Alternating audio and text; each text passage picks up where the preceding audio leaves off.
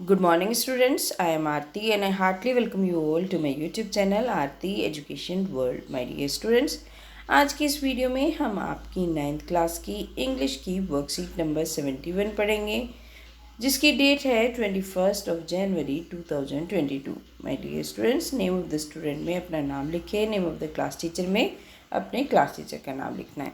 देखिए, आज की जो वर्कशीट है, वर्कशीट नंबर 71, इसमें हम पढ़ने वाले हैं रिपोर्टेड स्पीच. और क्या होती है reported speech? Let's find out. Reported speech is how we convey the speech to the other people और what we say. Reported speech वो होती है, उसमें ये बताया जाता है कि हम किस तरीके से अपनी बात को बता रहे हैं दूसरे लोगों को, और दूसरे लोगों को हम किस तरीके से कन्वे कर रहे हैं कोई मैसेज, या फिर हम क्या कहना चाहते हैं. The two main types of reported speech, और दो मेन टाइप जो होती हैं रिपोर्टेड स्पीच की, बात को कहने के दो तरीके होते हैं. एक होती है डायरेक्ट स्पीच, जो हम डायरेक्ट बोलते हैं, और एक होती है इनडायरेक्ट स्पीच.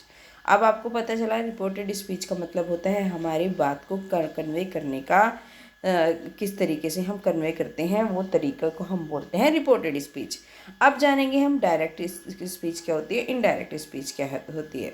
तो देखिए, direct speech coating the exact words of the speaker, it appears with in quotation marks. जो डायरेक्ट स्पीच का मतलब ये है, जो भी किसी ने कोई बात कही है उसको एज इट इज़ लिखना, और उसमें ये कोटेशन मार्क्स होते हैं. ये इस तरीके से, मान लीजिए महात्मा गांधी ने कोई बात कही थी, तो हम इसके अंदर लिखेंगे जहाँ से उन्होंने शुरुआत करी कहने की, वहाँ पे 2 इन्वर्टेड कोमास लगाएंगे, और जहाँ पे उन्होंने ख़त्म करा कहना, वहाँ पे भी क्या करेंगे, इन्वर्टेड कोमास. जैसे यहाँ से है, गांधी जी ने कुछ बोला, तो फिर उसको ऐसे लिख के फिर उसके बाद इन्वर्टेड कोमास लगा देंगे बाद में. ठीक है, इस तरीके से होती है डायरेक्ट स्पीच. और indirect speech, indirect speech reporting of what the speaker said in your words. और रिपोर्टिंग स्पीच वो होती है जब हम स्पीकर की बात को अपने शब्दों में बताते हैं विदाउट चेंजिंग द मीनिंग. लेकिन उसका मीनिंग चेंज नहीं करना, इसका तरीका चेंज होता है बस. ठीक है,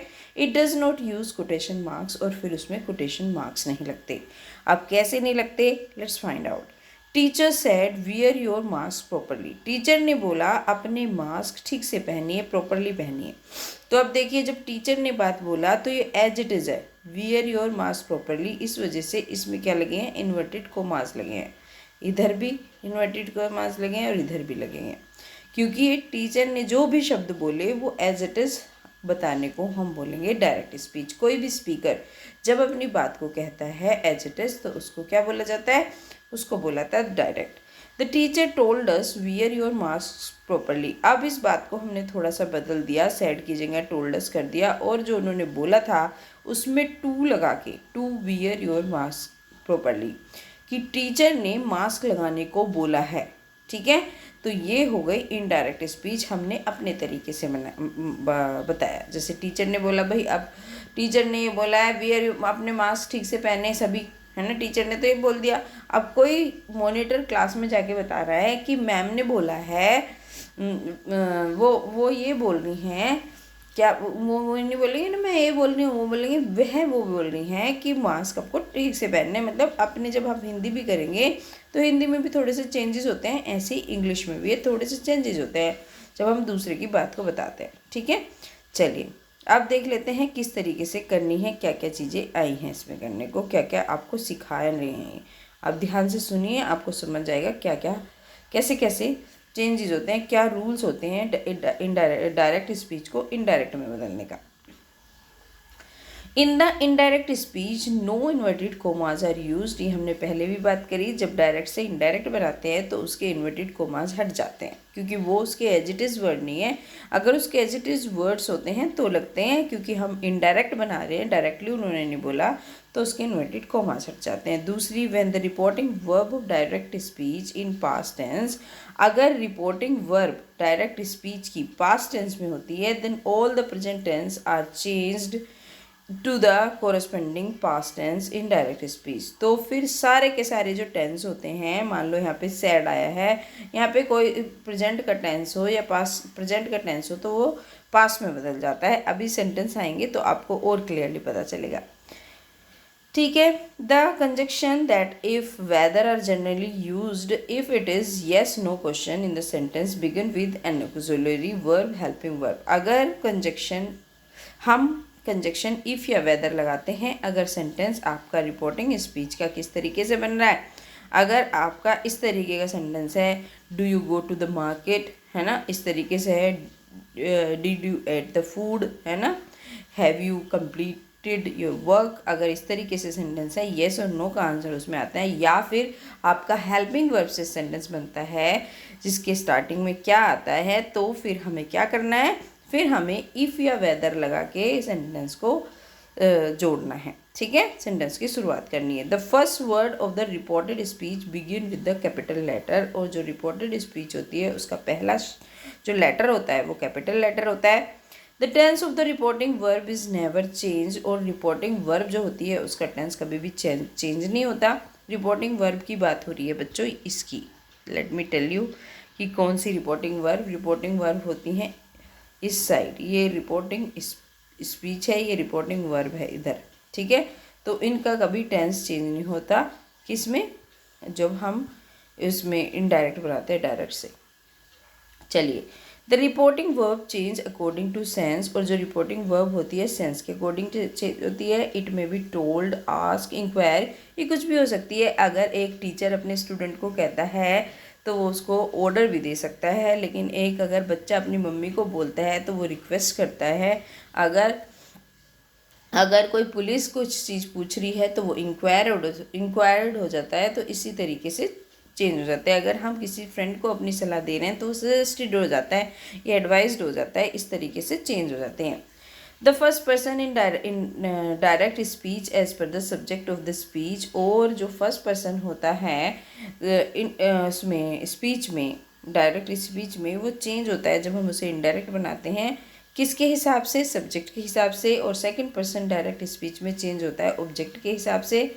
और थर्ड पर्सन डायरेक्ट स्पीच में चेंज नहीं होता, उसमें नो चेंज होता है। एक फॉर्मूला याद रखिए जो हमने भी अपने उसमें याद रखा था, तो आप भूलेंगे नहीं किस तरीके से। फर्स्ट पर्सन सब्जेक्ट के हिसाब से, सेकंड पर्सन ऑब्जेक्ट के हिसाब से, और थर्ड पर्सन में नो चेंज। तो x123/सन याद रखेंगे तो आप भूलेंगे नहीं इसको। ये फॉर्मूला है फर्स्ट पर्सन सब्जेक्ट के according, to second person object, और थर्ड पर्सन नो चेंज। ठीक है, चलिए अब और क्लियर आपको समझने के लिए आपको क्या करना पड़ेगा, इसके एग्जाम्पल्स देखने पड़ेंगे, आपको बिल्कुल क्लियर समझ में आएगा। The doctor said you can meet me today.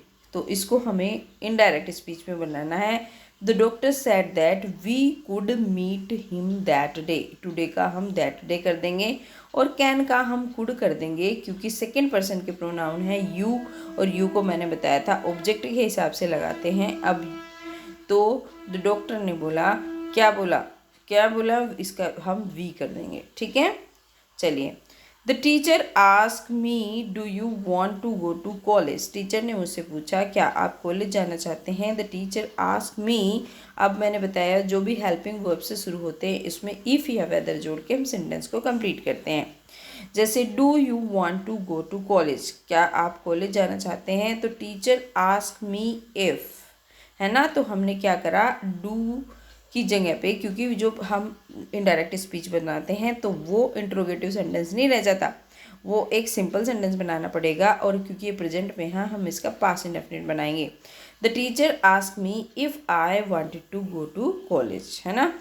तो यू को हमने चेंज करा किसके अकॉर्डिंग, ऑब्जेक्ट के अकॉर्डिंग। और ऑब्जेक्ट क्या था, मी, तो मी का क्या होता है, सब्जेक्टिव फॉर्म आई होता है, तो यहाँ पे इस तरीके से चेंज हुआ। नेक्स्ट सेंटेंस है would you mind walking me early please. तो इसका जो हम जब इनडायरेक्ट बनाएंगे तो कैसे बनाएंगे, ही रिक्वेस्टेड। अब ये देखिए फिर ये हेल्पिंग वर्ब से शुरू हुआ है, वुड से। He requested if I could make him up early. ठीक है, तो इस तरीके से बन जाएगा please put out the lights.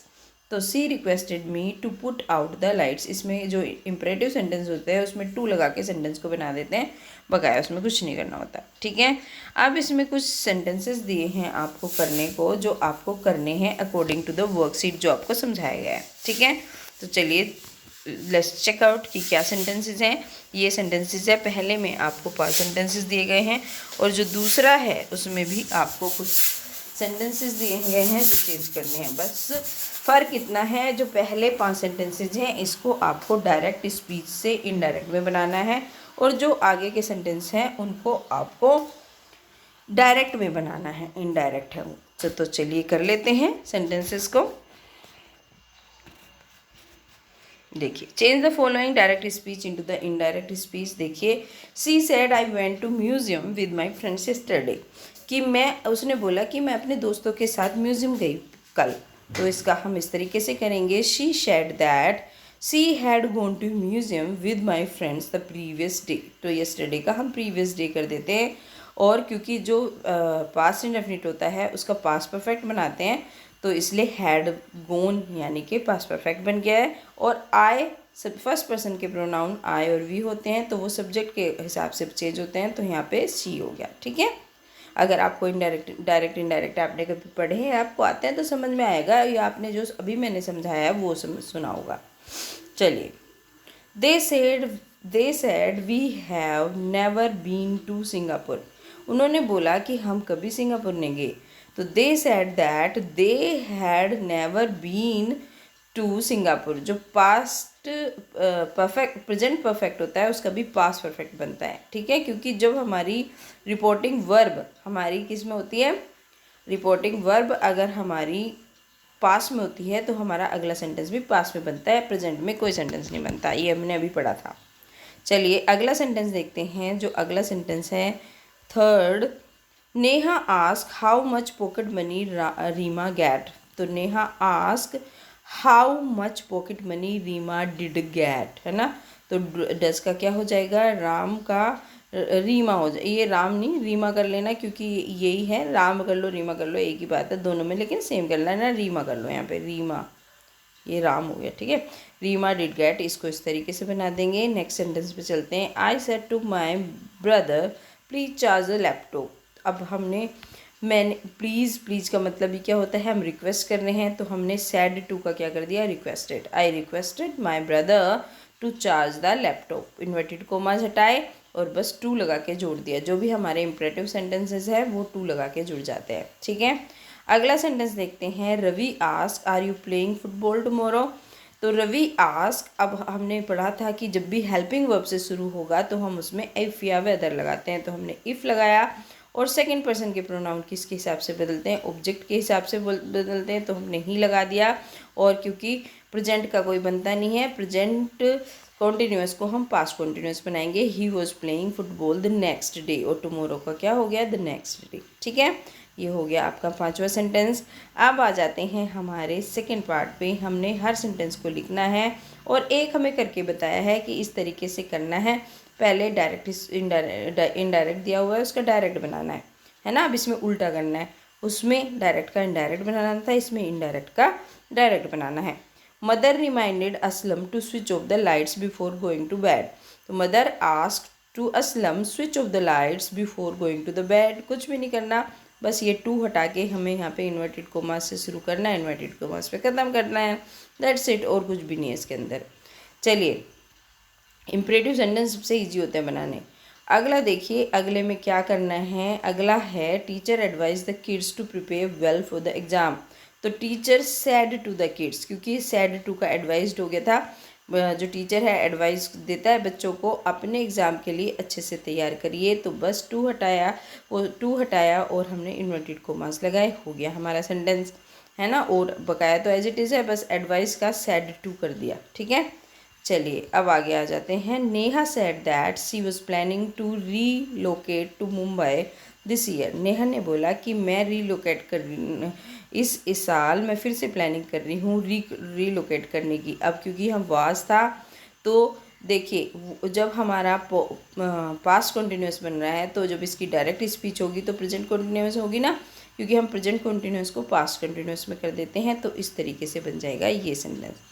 तो ये हमारे 3 ही सेंटेंस थे आई थिंक, हाँ, जो वर्कशीट में जो हमें इनडायरेक्ट से डायरेक्ट, हाँ 3 सेंटेंस थे। तो ये हो गई हमारी आज की worksheet. And my dear students, आपको प्रॉपर प्रिकॉशंस लेते रहना है कोविड के, और घर से बाहर नहीं निकलना है। घर में अच्छे से पढ़िए, और अगर आपको निकलना भी पड़े बाहर तो 6 फीट की दूरी या 2 यार्ड्स की दूरी आपको मेंटेन करनी है।